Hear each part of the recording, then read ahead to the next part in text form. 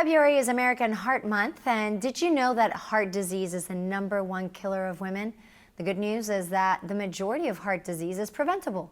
Cardiologist Dr. Suzanne Steinbaum from the American Heart Association is here to help empower women to take heart health into their own hands. Doctor, thank you so much for joining us. So explain why awareness of heart health is so important. Well, it's amazing because heart disease is the #1 killer of all women, more than all cancers combined. And the issue is that only 50% of women are really aware of this, and they are often misdiagnosed, undertreated, and they themselves don't even have an understanding that number one, they're at risk. And sometimes they don't even reach out for help when there is a problem.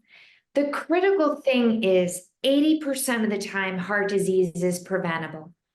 And it's based on risk factors. These risk factors are things like high cholesterol, elevated blood pressures, diabetes or high sugars, obesity, sedentary lifestyle, poor diet, lack of sleep, stress, family history. And if we target these issues, then really 80% of the time, we can do something about it.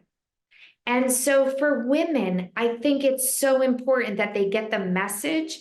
Heart disease is their #1 health threat. I think it's awesome that women know about breast cancer and everyone's running to get their mammograms. So happy that we've gotten that understood. But now women need to focus on their hearts. They need to know their numbers and get their blood checked, get their blood pressure checked, talk to their family, and really take charge of their heart health as well. So what are some key things you would say we as women can do to, obviously you mentioned a lot of things, but are there some things that you would say these are some things that you definitely need to do on a daily basis? Yes, the first thing you got to do is go to your healthcare provider, get your blood drawn, get your blood pressure drawn. And the next thing you need to do is every day have a heart healthy life plan. You know, this is about daily exercise. We say 30 minutes of moderate intensity exercise.